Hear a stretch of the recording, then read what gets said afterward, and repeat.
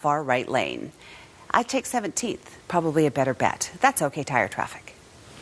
All right, raise your hand if you're a late night before bed snacker.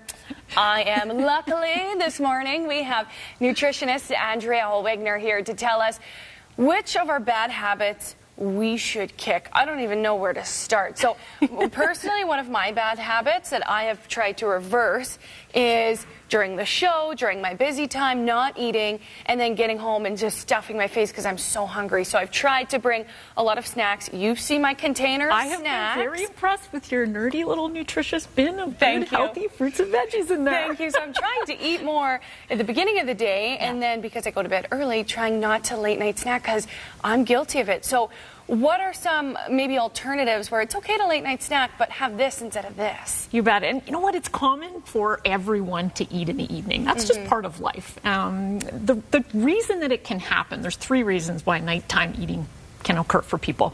The first one is like you said, sort of starving yourself during the day and then over consuming at night. So oftentimes when our clients say, I'm struggling, I just can't stop eating at night, our first question is what does breakfast look like? What does lunch look like? And what does that time between lunch and supper look like, which is a long window for people. And so if you're not consuming enough there, then you're just trying to rely on willpower at night because your body is going to get the food to make up for what was missing early on in the day. So in order to fix the evening, we've got to fix the early part of the day first. Gotcha. So just focus on what you're eating for breakfast, what you're snacking on between that, and then your lunch, et cetera, et cetera. So what are some suggestions that you have that we can substitute maybe those Cheetos we were talking about earlier on in the show? Maybe the Cheetos, maybe the easy to grab, not so healthy granola bars before bed. And substitute in, you have these delicious looking popsicles over here. So many good I really things want to start there and then. Okay, we'll make our way. Make that. Yeah, absolutely. So when we think about what evening snacks need to look like, people are often craving sweet or savory types of things. So this is more if you were craving something sweet.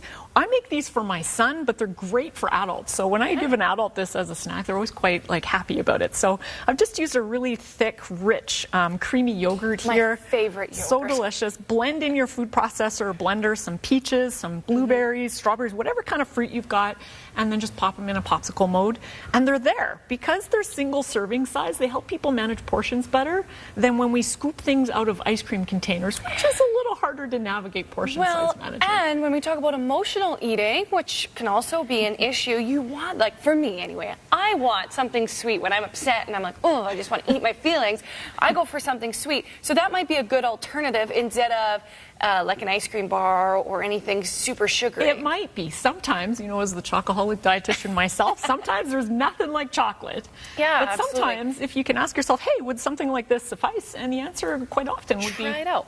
I'm going to give it a go. And then before going to bed, I know my mom always said, have a warm cup of milk before bed if you're having troubles sleeping. You kind of have a twist on that makes it delicious because I always went, Mom, that sounds gross.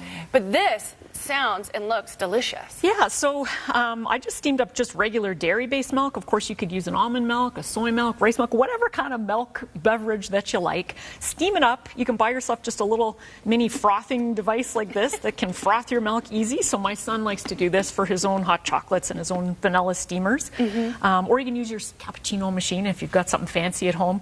And all I've got here is just a plain milk, just a little bit of vanilla, and a pinch of brown sugar. And this is way more tasty. And probably less sugar and less junk going into your food than buying those syrups that I see people throw into coffees. You can really moderate how much sugar that you're putting in.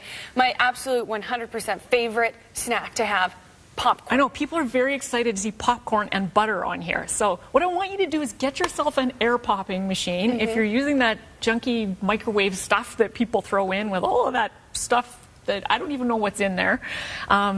Make it from scratch. Popcorn is a whole grain. It's got great fiber in it. It's good if you're craving something crunchy. Just put just enough butter to make it enjoyable. And this is a great snack to have. And then there's the vegetables, which obviously healthy, but you added a little bit of the Philly cream cheese, the chive one on top of the cucumbers.